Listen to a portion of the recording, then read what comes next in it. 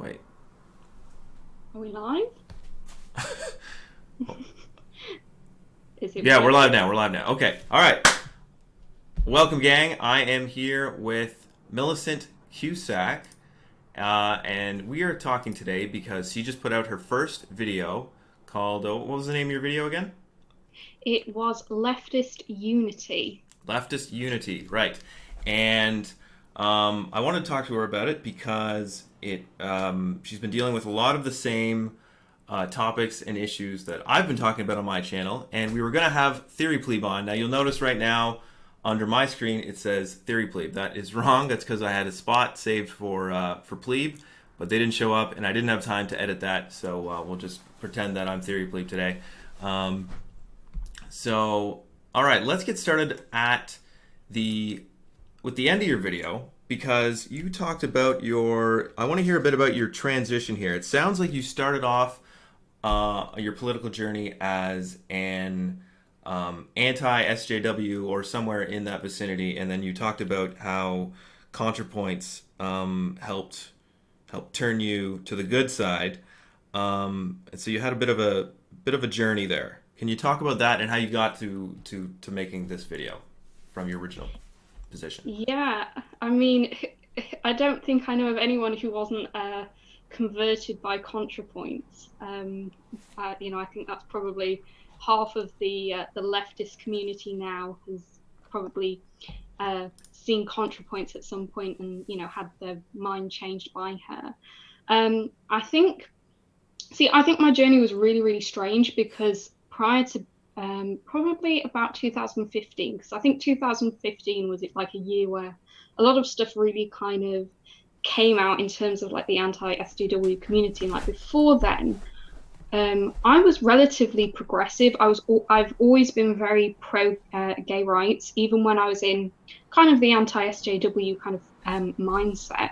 I've always been kind of pro LGBTQ rights and pro Black rights and things like that, but just kind of vaguely in that kind of liberal sense of like it's just there and you support it. Um, I don't.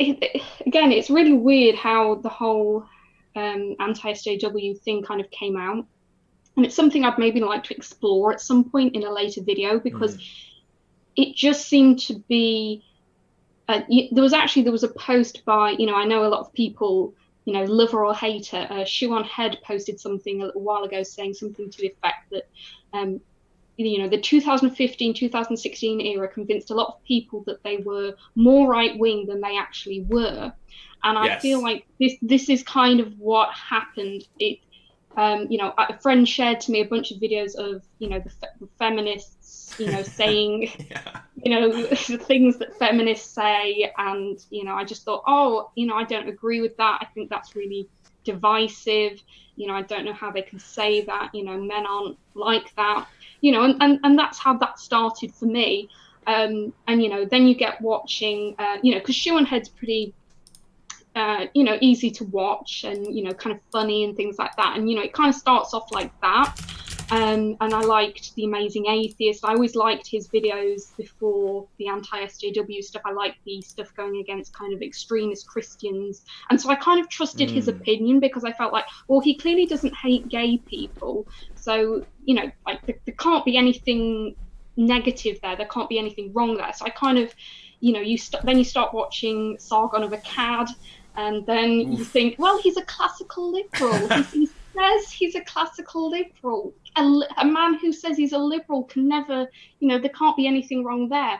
And so, you keep going and keep going. And then, you know, for me, probably around 2017, I started to have a lot of doubts.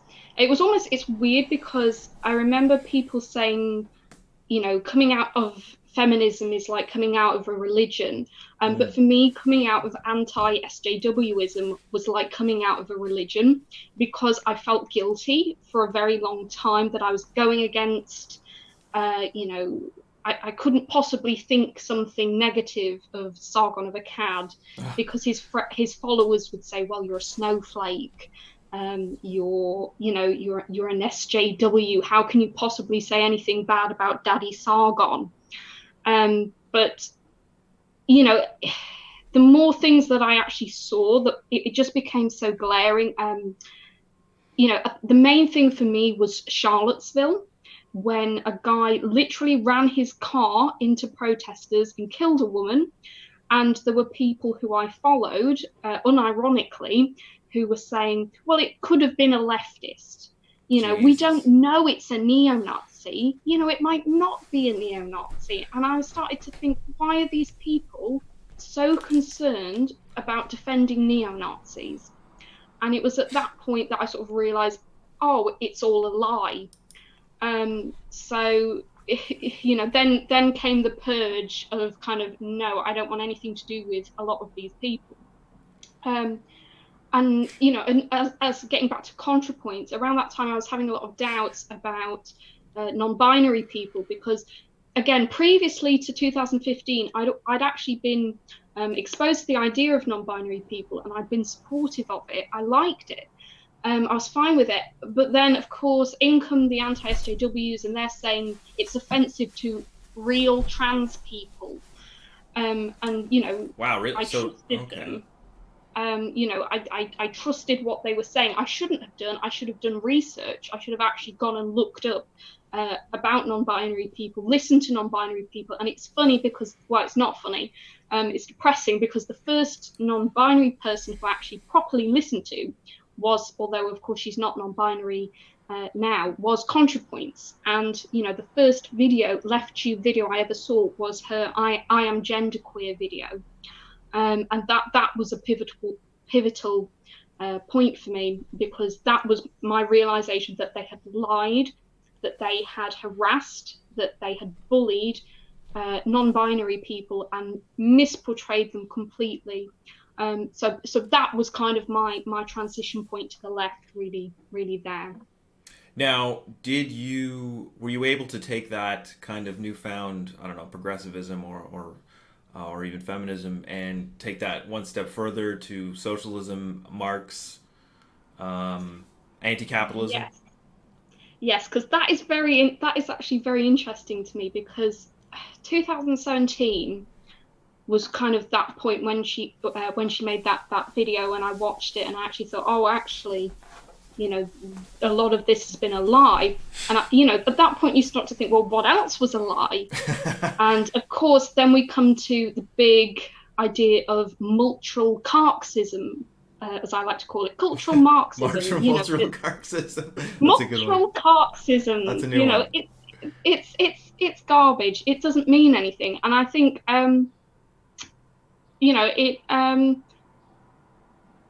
I think around that time, I think it was 2017. It would have been 2018. It was about a year later, because at that point I was back to being a liberal, and it was kind of, you go through the phase of kind of, well, I like some of the left, but I don't like that bit, and I'm not going to be extreme or whatever. And then 2018, and there was a book in the library called Why Marx Was Right by Terry Eagleton. I remember seeing this book, and I remember going, they said that Marx was bad. And I was feeling so angry at Sargon of Akkad, at those YouTubers. And I just felt like I was going through my rebellious phase. And I thought, you know what, I'm gonna read this. Just to stick it to them. And then I didn't read it. And then I didn't read it for another year. And then I read it, and I realized, oh, actually, the stuff about Marx is a lie as well. So that was kind of my second big transition point for me. So it happened over a long period of time. Oh, okay. Well, glad to have you on board, comrade. It's good to have new leftists.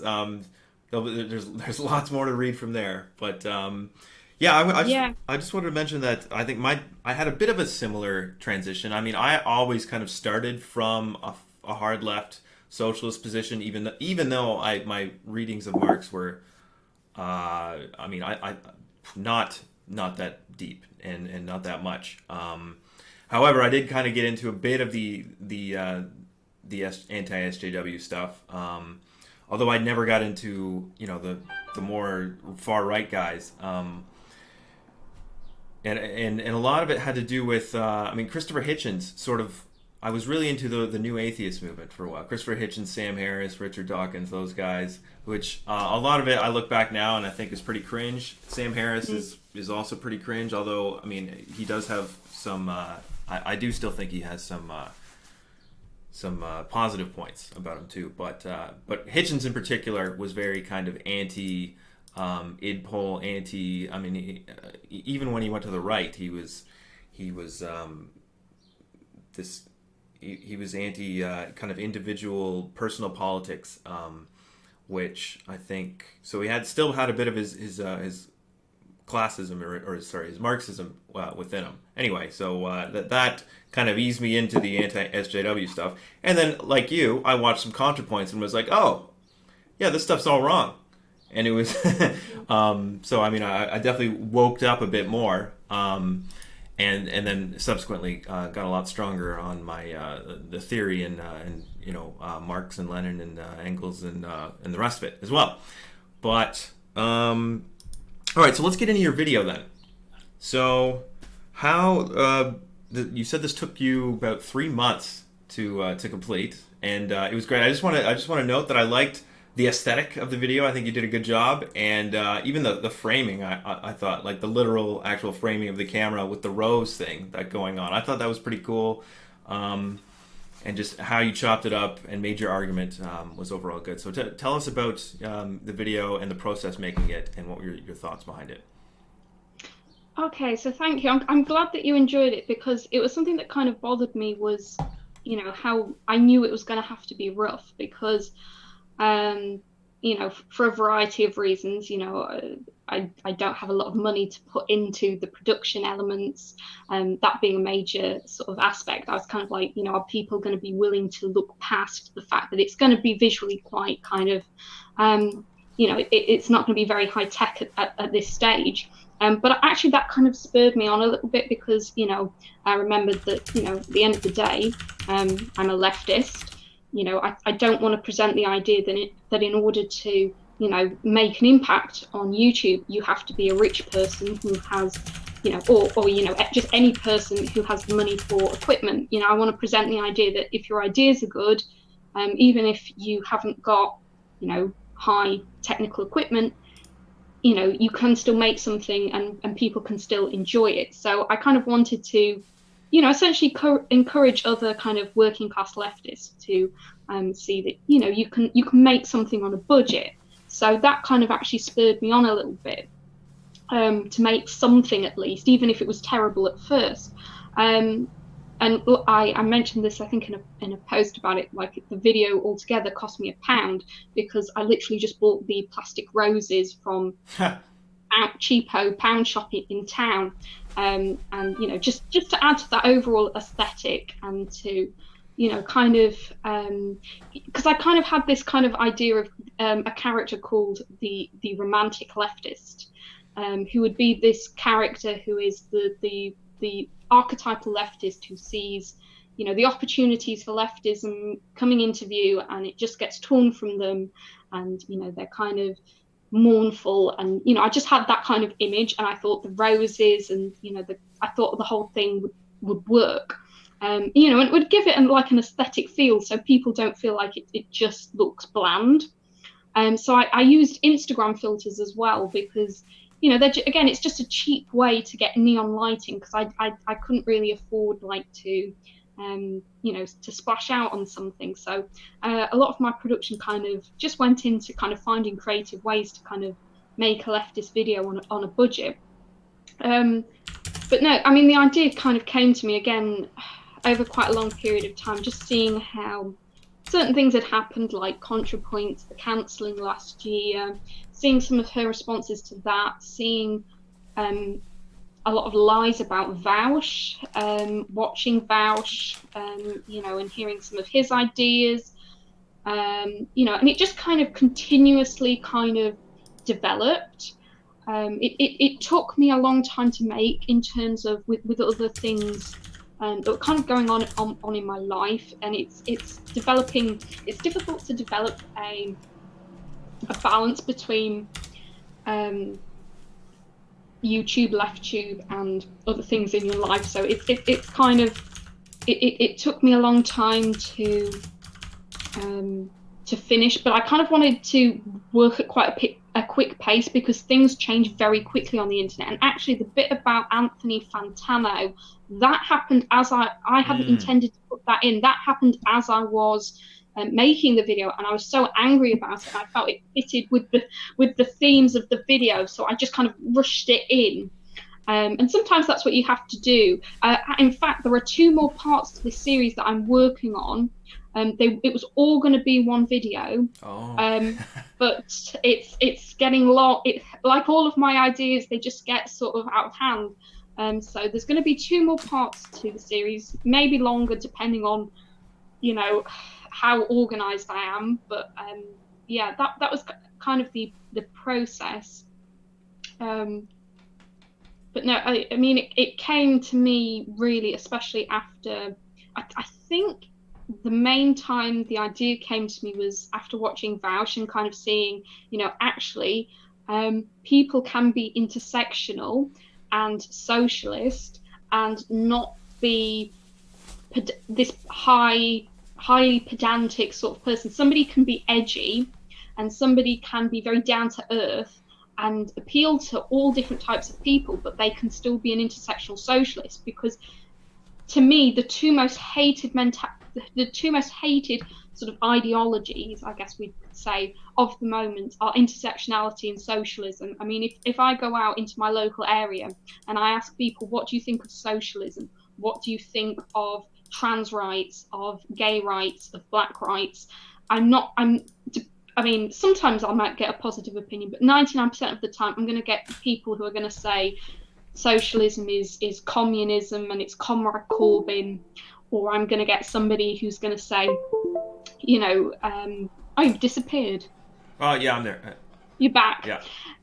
I was worried then. This might keep happening a couple times. Okay, it doesn't matter. I just wanted to make sure you're still there. Yeah.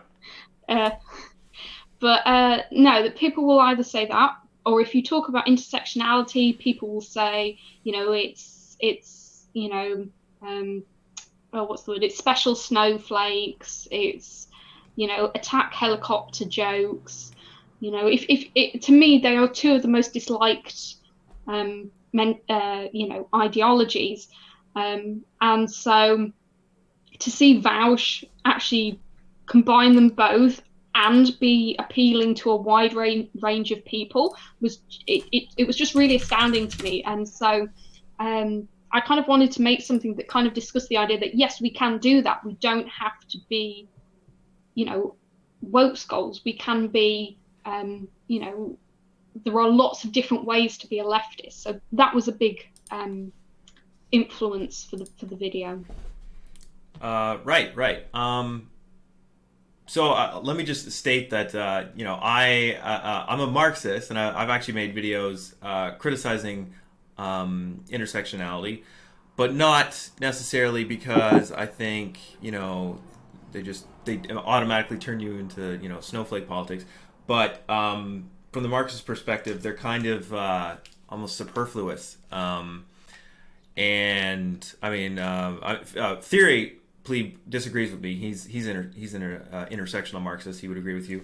But from my perspective, they're kind of they have a liberalizing effect, and it was conceived of by a liberal in order to make this. It's kind of the politics of recognition, where as opposed to there's nothing necessarily wrong with that. It's just not revolutionary from our perspective.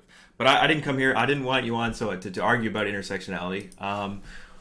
But I did want to talk about some of the concepts you bring up here. So in particular, I hadn't heard this one before: accountability abuse versus constructive criticism.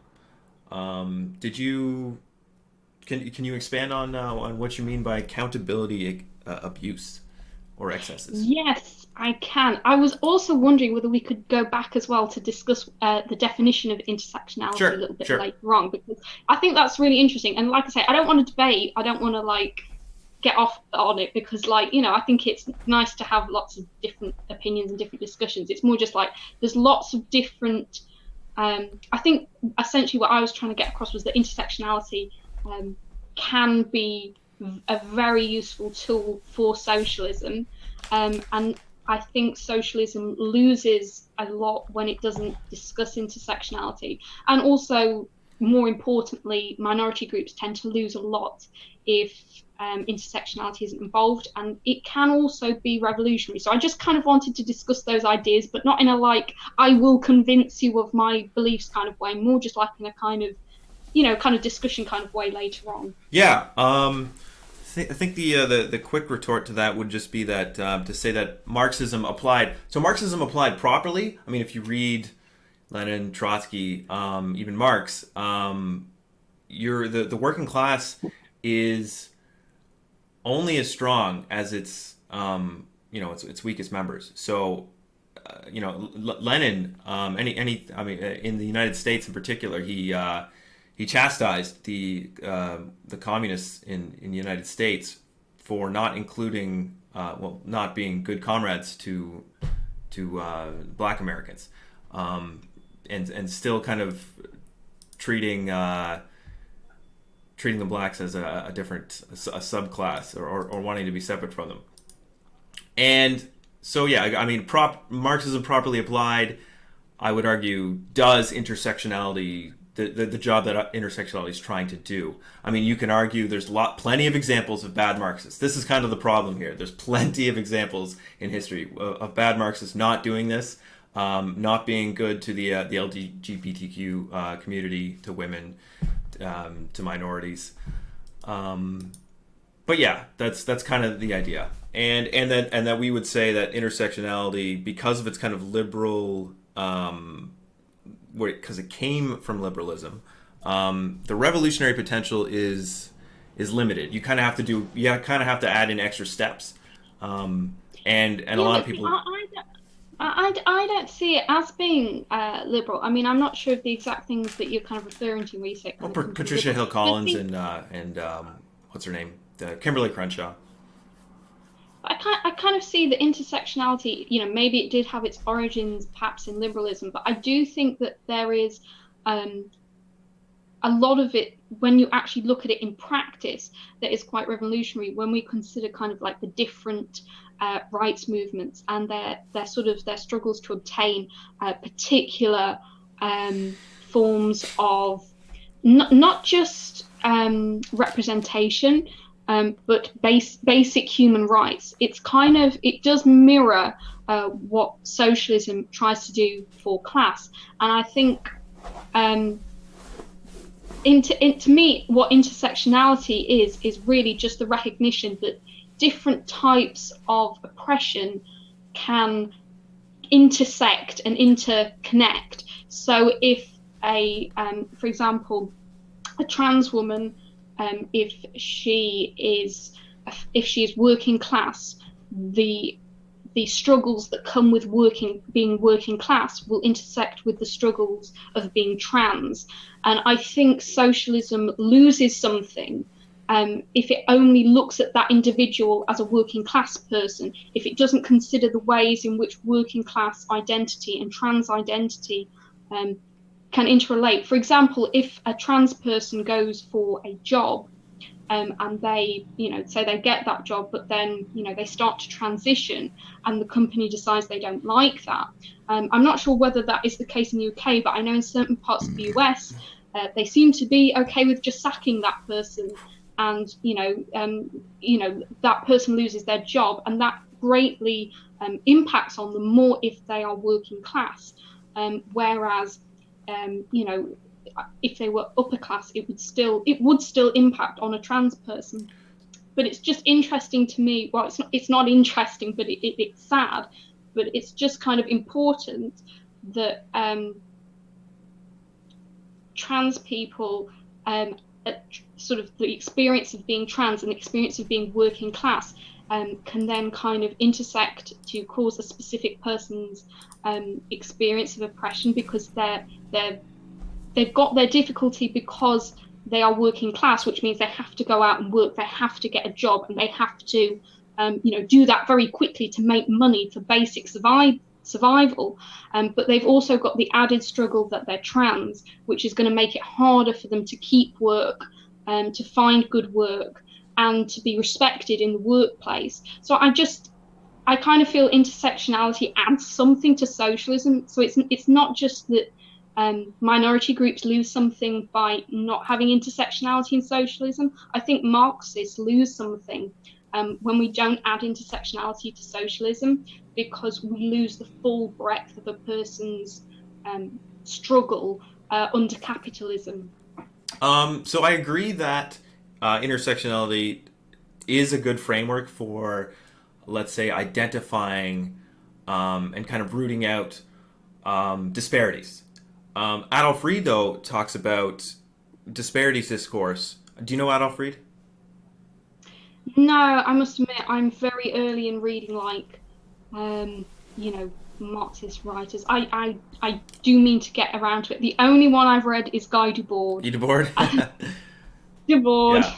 Well, he's good. Although he's not. I think he's either a critical theorist or a postmodernist. Eventually, got to as a situationist, whatever that means. Somewhere in there. Shoot, where was I going? Disparities discourse. So yeah, the disparities discourse is, again, it's good for pointing out these things. But Adolf Reed makes the point that it doesn't, and intersectionality in general doesn't, because it doesn't have the Marxist analysis built in. It doesn't point you the way out, because all of these. I think the point is that all of these oppressions that intersectionality points to, and all the disparities, have a class basis, even if they don't seem like it at first. They are reified and what's the word I'm looking for? And propped up, I guess, by the class system, whether it's capitalism, feudalism, whatever came before. Yeah, I mean they are, but I think it would still continue into a socialist system. If you take class away from from a trans person, for example, if you've got a cis person and a trans person, and they're both upper class, and they've got no financial worries, they can, they're outside essentially of the class system.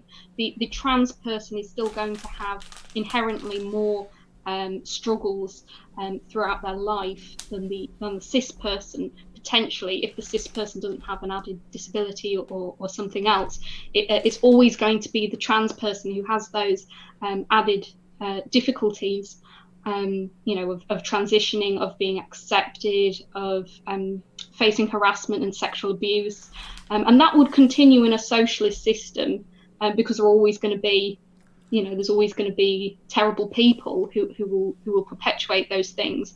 So my view is essentially, I think intersectionality and socialism, I think they have to exist together, because I think they provide a very broad, a much broader picture of the kind of issues that we're dealing with, and they also provide us with tools to deal with them whilst we are still living under capitalism. And they also provide ways to reassure that if we ever do enter into a much better social system, that we can continue to improve rights for all sorts of different types of people. But that's something probably for a later video. Okay, yeah. So in order to help, let's move the conversation along. I will end. I will not argue any further. I'll let you have that one. And let's take it to So let's hear about the accountability abuses versus constructive criticism, because this is I think this gets to a lot of the core of what's going on. Yeah.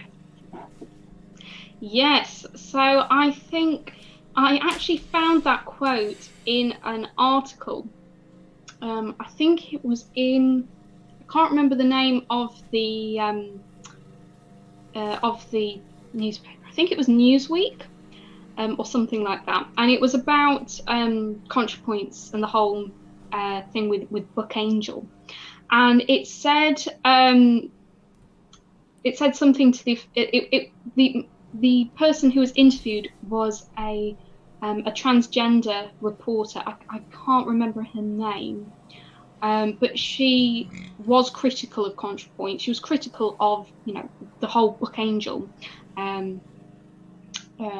incident, but she had a really and I'm not knocking that, because I have my issues with ContraPoints on that, but at the end there was a really interesting quote, because she said something to the effect of that whilst there was legitimate criticism of ContraPoints, some of the more egregious examples of hounding Natalie, doxing, encouraging her friends not to speak to her, to to disown her, and that kind of thing. They were there because we allow, in our sort of accountability processes, we allow acts of abuse, and accountability can be a good thing. And I kind of said this in the video. It can be a good thing, because it allows us to say, this person is in a powerful position. They're not being fair to minorities, or to a particular group, and we're going to question them on that. And Twitter is a good platform for that. It allows us to question people, but criticism, there's a difference between saying, hey, I noticed you did this, I didn't particularly agree with it, here are some reasons why that maybe wasn't the right thing, overall I think you do a good job, but I just don't think you did the perhaps the right thing here, and here are some perhaps suggestions of articles to learn about things, whatever. But accountability abuse is when you don't offer that person the option to learn, to develop, to to grow as a person, where it's literally just attacking that person. When it is where it's abuse, it's coming after a person, it's convincing them that they did the wrong thing, that they're a terrible person. It doesn't offer them it doesn't try and resolve a solution. It doesn't try to it's not trying to resolve an issue. It's just trying to criticize, just trying to chastise a person. It's trying to demonize a person. And it's a form of abuse because it can impact on somebody's mental health. We saw with ContraPoints, there were a lot of references in her video to feelings or experiences with alcoholism. She said that it made her feel worse than some other quite awful experiences that she'd been going through. And I think, it cuts people off from their support network, from the group, and it makes them doubt themselves. I mean, she's posted sometimes several things on Instagram saying she still feels like, were these people right about me? And to me, that is what accountability abuse is. It's not seeking to reach a resolution. It's just seeking to smear and essentially bully somebody. Yeah. I felt that happened a lot with Anthony Fantano as well. It was on a much smaller scale than the ContraPoints incident, but that was essentially, somebody decided he didn't understand that a song was about abuse. He didn't give the album a particularly good review. He's a misogynist now, apparently, and we're going to share this screenshot, and we're going to, hype this up as this big thing. And then you've got mounds of people going after him and saying, you're a misogynist, and you've done this and you've done that. And it's like, well, it's judge, jury, and executioner. And it's like nothing actually happened. He's not said, women shouldn't write songs about rape. He's not said women should write about more feminine subject matter. He's not actually done anything. But they kind of want to just kind of smear him on Twitter. It got about 80,000 likes, and I think that that's what's kind of done with it. It's this kind of putting somebody, it's the Twitter equivalent of, chopping off somebody's head and putting the head on a spike and displaying it to, the angry peasants. And I feel like it is a form of abuse because it doesn't allow the other person to, to have any opportunity to actually state their case. It doesn't look at the whole breadth of the person's work. It's just, it's a targeted harassment kind of thing. I mean, it sounds like essentializing is a big part of the problem, and this whole mode on the left that's been kind of promoting this way to do things with call-out culture. I mean, the right, these anti-SJWs, a lot of them have pointed out that this call-out culture is toxic and this purity policing. So I mean, that's what drove a lot of people, a lot of normies, and even Marxists, and liberals, and who were kind of sick of this bad behavior towards listening to these alt-right people, because it is toxic behavior and it's not constructive in any way. No, it's not. I mean, this is the thing. I mean, I think it could go two ways, because on the one hand, I think, for a time, certainly for me, I went on to the anti-SJW side, and then I kind of realised that was false and came to the left, and then I kind of realised after a while that actually a lot of the problems that I had with the left are still here. I don't view that now. What has changed is me. I now don't view that as, I must leave the left. I must go over to the anti-SJWs. They are perfect and can do no wrong. What I actually realise now is the problems are there in the left and they haven't been resolved. But it doesn't necessarily mean that we have to abandon the left. To me, it means that we have to reform it and look at what is actually happening. And to me, it could happen one of two ways. It could be what worries me is that there's going to be a second sort of wave of anti-SJWism where everyone says, oh no, the left is actually really, really bad, and it's all the left's fault, and we're going to go over this way again and blame non-binary people and blame trans people, because that's one way that it could go. Or it could go that we actually kind of use it as an opportunity to say the left is inherently good. We just have to weed out the way that we convey our ideas, because this is kind of what I was saying earlier about intersectionality. To me personally, intersectionality isn't the problem. It's the way that we convey it. It's the lecturing. It's the posturing. The I am woke and I'm getting so many likes on Twitter, and this means that I'm a good person, and I am saying to this other person that you're bad. And to me, this is why I do admire a lot of the work that Vaush is doing, because I think that Vaush, especially with Hunter Avallone, Hunter Avallone did some pretty awful stuff, made videos that I really did not agree with, but he seems to have learned from it. And I think there are parts of the left who say no, he shouldn't be able to come over to centrism, to the left. We shouldn't allow it. And I think, well, actually, I think if we turn him away, we're presenting the idea that the left doesn't believe that people can change. And I think there is a side of the left that thinks that people should stay sort of static. And I think the fact is, sometimes for somebody to transition into a better person, so they're going to make mistakes. I'm glad you brought that up. The staticness of these categories that get talked about. I'm some form. You say you're a form of oppressed minority. So black is always more oppressed than white in any situation throughout time, and that's intersectionality.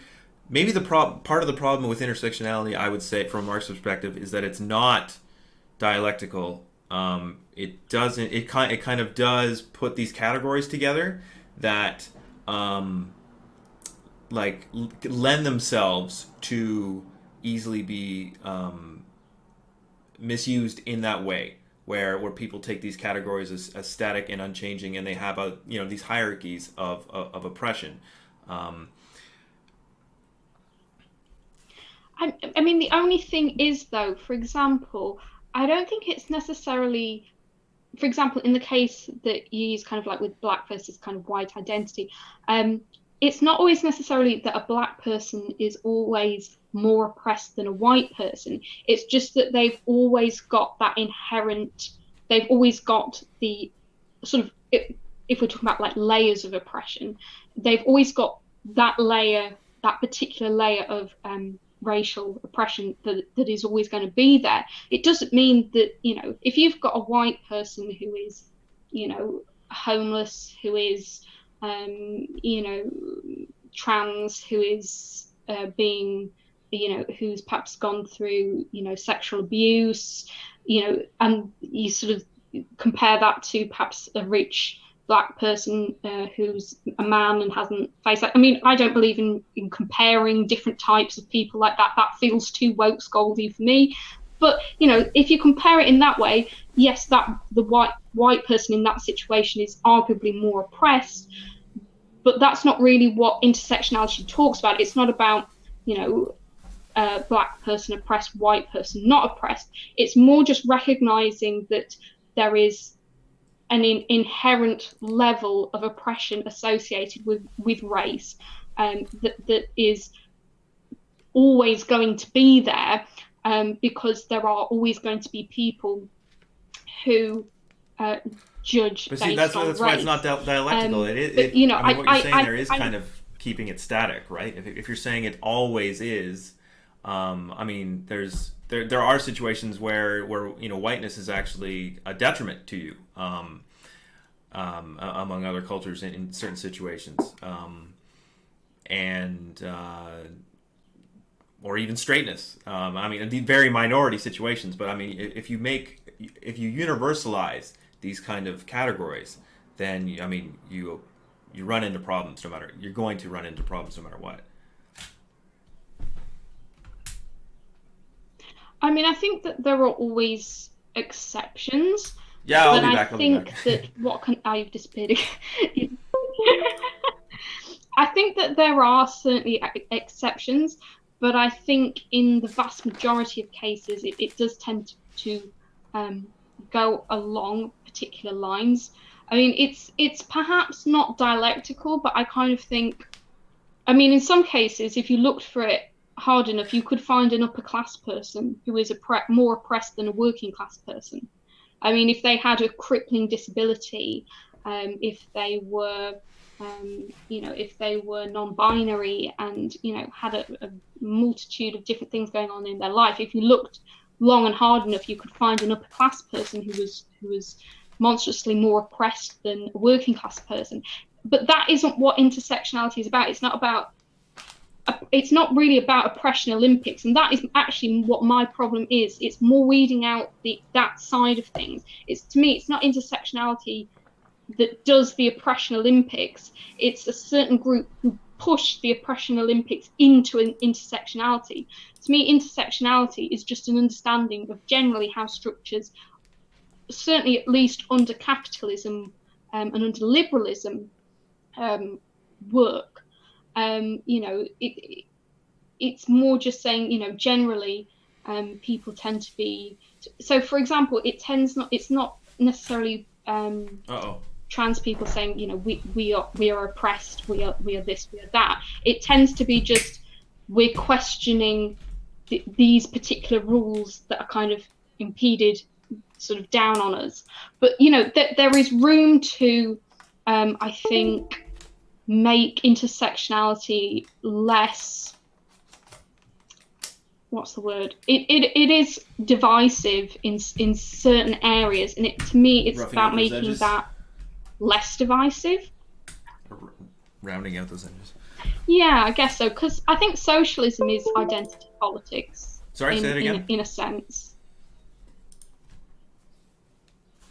I think socialism is identity politics in some sense. I mean, it's the ultimate identity. But right, but it's class.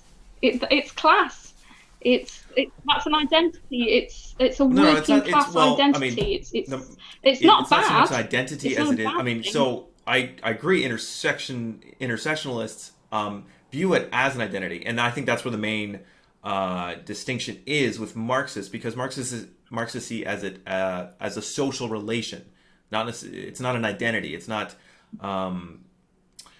something that's like part of you. It's just the relation you have to the means of production and the people who own it, which all the other identities and oppressions can emerge in the superstructure.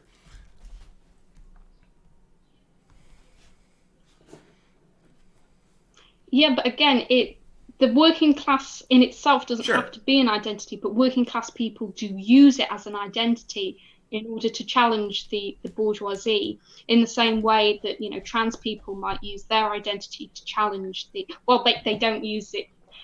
It's their identity inherently, but they might collectively work together to challenge the I suppose the heteronormative um, capitalist oppression.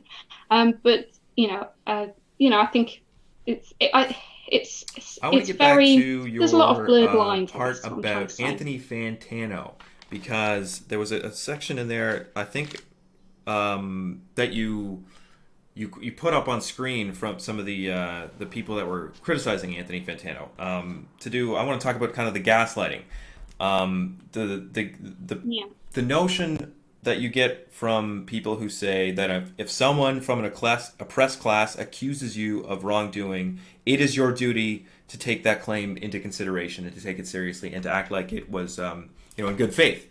And this is what Anthony Fantano was accused of not doing. You weren't listening, and this is kind of why I wanted to bring pleeb in, because we talked about this with the Mexi and Vosh debate. Mexi was saying, Vosh, like, if someone says you've hurt them or whatever, you have to listen. It's not you shouldn't be arguing with them or asking them questions. You should just listen, assume that you've done wrong, and apologize type thing.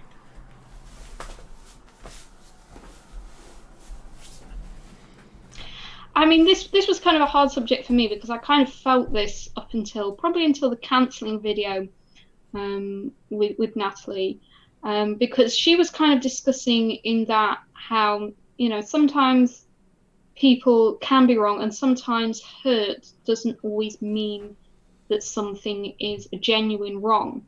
And my view is, in the majority of cases, I do believe it is good to, if somebody of an oppressed class says that something is hurtful, I think it is good to listen to that person and to really think about, do some examination of whether or not that is the case. And generally, I think if somebody, in like a good 90% of the time, they're probably going to be right. But I do think that there are certain situations that override this, and I think sometimes the left is reluctant to admit that this is the case. And I think Natalie's situation was one of those cases where the criticism was legitimate, the reaction and the way of dealing with that criticism was not. And it's similar with Anthony. The thing with Anthony's case is I felt there was nothing he had done. He'd done nothing wrong there. He just didn't totally understand a song. He just didn't understand the song, and people chose to take that and put that on Twitter and to frame it. I kind of described this in the video, like the whole way the tweet is set up is as if to say, that's how you get someone, and it's like, is that the attitude that we really want to have? That it's all about the gotcha moment, it's all about, come on, get him. And it's like, is that really, to me, like in the case with Anthony, women were saying, you know, it was some women, it wasn't a big group of women saying, look, this man's done this thing, he's really misogynist, here are multiple examples. And I think the way that Anthony dealt with this was really interesting, because he made a comment. One of the things that I shared was a comment to the effect was that white liberal feminism, you know, it can only see its own equality goals, whereas wider intersectional feminism is actually aware of, you know, a far more different context. Whereas these kind of feminists, their idea of feminism is to just go after a man, whereas what actual modern feminism can do is it can kind of recognize actually the wider context of a person's ideas. And this was essentially what Anthony was saying, you know, it didn't take into consideration the wider context. And this is what I wish the left would start doing is, yeah, absolutely, listen to the concerns of people. Do, you know, and this is something that worried me about making the video. Are people going to take it that I'm saying ignore the concerns of minority groups? That's not what I'm saying. I'm saying 99% of the time they're probably right, but we need to look at the person's overall history before we start dragging a person. What has a person done before? You know, are they, you know, somebody like Natalie Wynn, who's got a consistent history of making videos supporting non-binary people, supporting trans people, fighting fascists. Look at this person as a whole, and don't say because they made one mistake that we've now I've thought a lot about this. It's hard to gather my thoughts here, but and so on and so forth. The whole kind of, you know, listen to critiques thing, and it's a minefield, because, yeah, sure, you might be doing something that's actually, you know, hurtful or damaging, or stochastic terrorism in some way if you're PewDiePie. On the other hand, there's the whole issue of, you know, is it the right mode to be going around on the left and kind of viewing your job as policing language and purity and behavior, rather than, you know, educating and taking, you know, larger structural considerations into account. Because I mean, we individualize these problems here. So we say person did bad thing, therefore person bad, rather than, okay, what are the structural and class elements that, you know, create a world where this happens, this can happen. And Peter Kaufman talks about this a lot. And I think, so I think it's the entire mode is the problem. What people think of as praxis and what people think of as doing socialism or doing leftism is where the problem lies.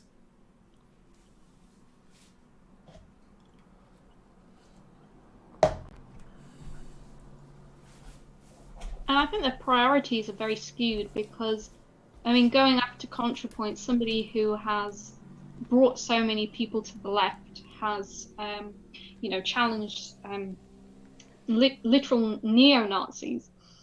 You know, I think, is that really our priority in terms of what is a problem? Whereas we could actually be using that time to, you know, actually go after, you know, a genuine issue. And I think, you know, like you said, this is why it angered me to see people spreading lies about Vaush, saying Vaush was toxic and this kind of thing, when actually what he's doing is really interesting, because it's looking past it. This is why I like Vaush and why it kind of inspired me to make my video, because it's like, it's not about going after somebody, it's not about you know, making up for, you know, I mean, to some extent, I think it's good to kind of, you know, if somebody's done the wrong thing in the past, kind of like own up to it and kind of, you know, whatever, that's fine. But not to, you know, constantly lay blame with certain groups, rather than actually trying to make a real actual change. Because when the actual change comes, you know, in the long run, that actually improves things for people. I think that's the case for sort of like, for trans and non-binary people. I mean, Shoe on Head has made some, not very positive videos towards non-binary people in the past. And, I agree with criticisms that she should take them down.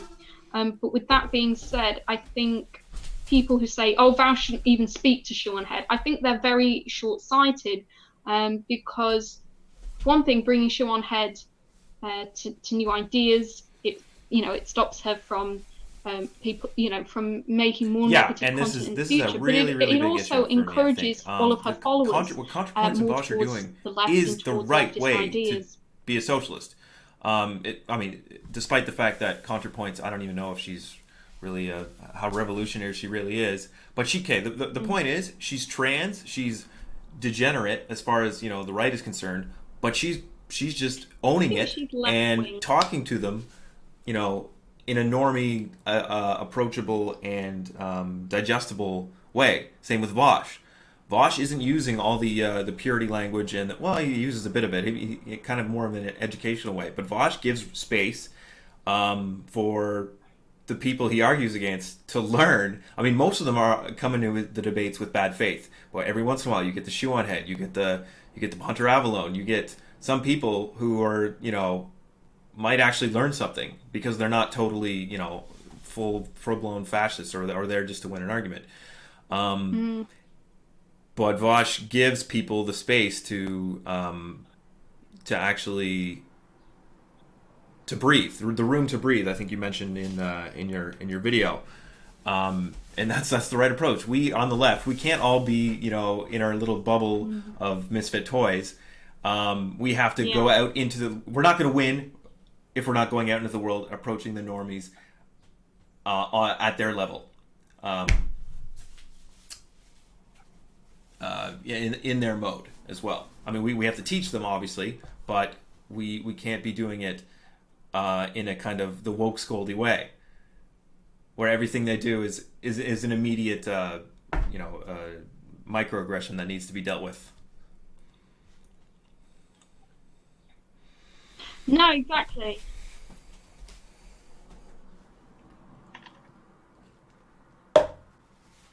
Exactly, and this is what I was kind of saying earlier. If I go out into the general public, I mean, it's very, very different to my Twitter feed. I remember last year when the UK general election was going on, there were people in my feed on Twitter who were saying, yes, Jeremy Corbyn's won the election, it's guaranteed, and the whole Twitter feed was, in this mindset that absolutely Jeremy Corbyn was going to win the general election.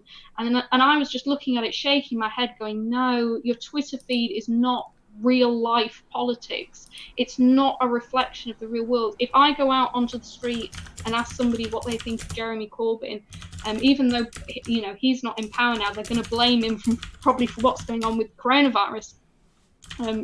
Imagine if Jeremy Corbyn had been in power now, he'd be even worse than Boris Johnson, because heaven forbid we blame Boris Johnson for anything. And this is what is happening in terms of other types of leftism. It's okay to try and, double down on these really minute, acute issues of, for example, going after one person, trying to get them to admit all their past wrongs. But actually what we're doing is then blocking off people who actually then feel, okay, wait a minute, I've actually done some bad things in the past. Am I going to be judged? Am I going to be allowed into the left? And actually, Vaush, I admire Vaush very much because he manages to not lecture people and to not go after people, and yet he still supports black rights, he still supports trans rights, he still supports class socialism, and he does so in a way that isn't going to put ordinary people off, because I do feel like a lot of people are put off because they think, because like I say, if you go out into the street and talk to a lot of people, they don't know, and they don't care about this stuff, they feel cut off from it because they feel they're never going to be that high purity standard. Yeah, Yeah, I mean, but Vosh's approach gets more done because he and even though I Happens to me disagree with him all on the some of time. his theory and stuff, and I mean he's a libertarian socialist. I mean I don't think which so when he actually debates Mm. socialism, he kind of And he hamstrings doesn't himself throw because he people. doesn't have a full material analysis. But at least he has the right mode and the right approach. So I mean, if he were to learn more and read more, I think he could be a much more effective socialist.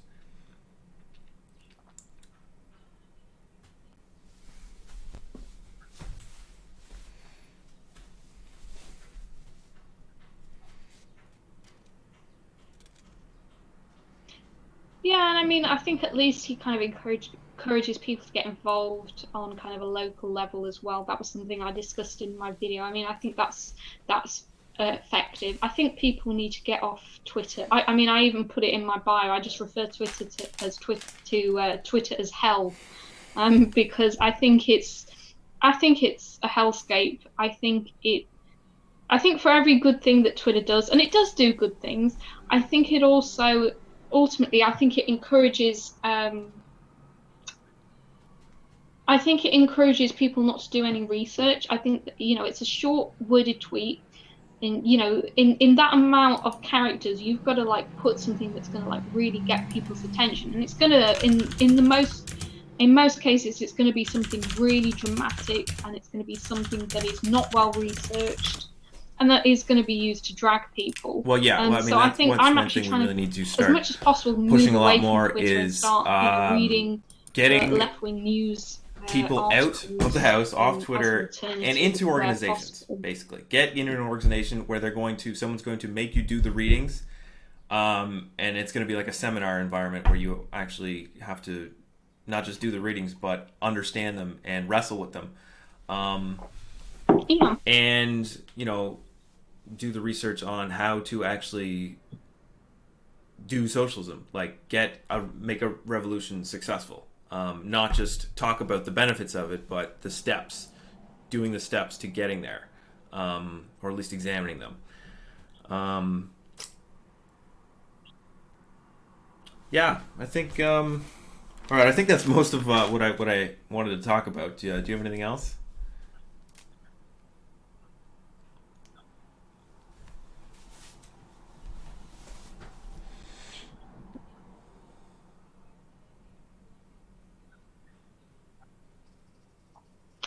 Uh, I can't think of anything else. I mean, yeah, I think we have a difficulty at the minute because, like I said earlier, I think along with intersectionality, I think socialism is one of the most misunderstood and most disliked, um, social structures and social ideas that is around. Especially in my country, Jeremy Corbyn gets referred to a lot as Comrade Corbyn. There's a lot of derogatory stuff, and I think people I don't think they understand the full picture. I think some of that is understandable because of the Soviet Union and things like that. I think that is really understandable why people would be put off socialism. But I think what my aim is to kind of say, well, actually, it's a lot more than that. It can be a lot. It can be done in different ways than that, and I think it can. Um, I think that it. Um, I think what I want to show to people is that both intersectionality and socialism, and you don't have to agree with me here, but I think both of them don't have to be as Yeah. oppressive Well, I mean, people or can. authoritarian as they are assumed to be. First of all, Russia. I That mean, there's a lot of you lies about absolutely what can happened in do Russia. them I'm not a in a way Stalinist or anything, that but is, the that is history of it free is very for distorted different types of by people. both the ultra leftists and the far right. And I mean, if you can just take a look at Cuba right now and Vietnam, and see how authoritarian they are and how well they did at dealing with coronavirus. So there, no, it's not clear cut. There's definitely things, good things, very good things in some of these societies Yeah. that we can learn from. Um, and taking I the mean, yeah, Marxist it's approach not clear in cut. an advanced capitalist economy these days it would be completely different than taking the Marxist approach in an isolated, backwards peasant society, in Russia or in Cuba and all these other places where it was done. So there's still a lot to be learned and a lot of play there. But all right, so what's your next project? Do you have anything else coming up? Part two, I No. guess, I'm assuming.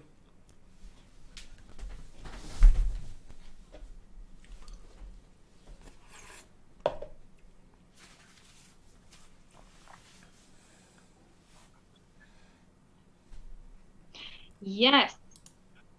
Yes, so like I said earlier, there are three parts now to the Leftist Unity series.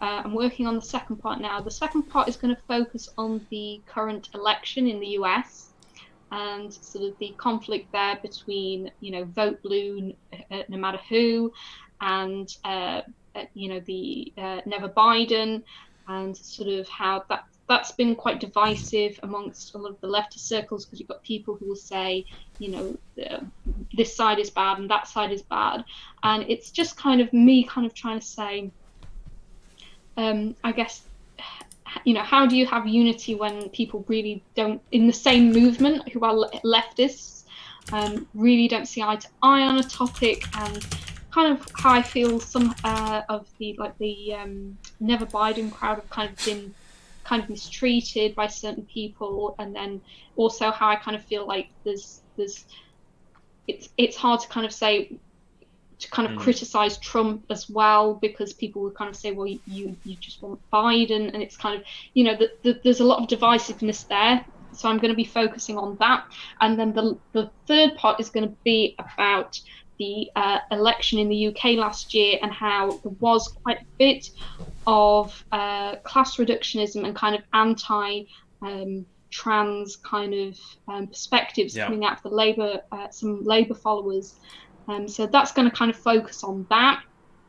And I'm also possibly considering doing some streaming, but I need to get some equipment. All right, Millie. Better than a potato. Thanks for coming on. Your video definitely at some point, some it would help stuff, if I could actually record on something that isn't a literal potato. We need to get you that's my reading a little more in Lenin the and next Trotsky, few though, weeks. and then you'll be all the way there.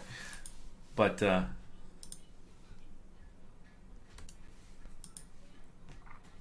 all right. Maybe we'll you know what? I actually have some videos on intersectionality. You can tell me what you think. I'll convince you about intersectionality one of these days. I will. I promise. Think we will.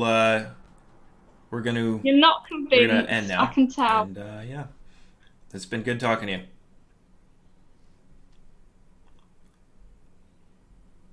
Yeah.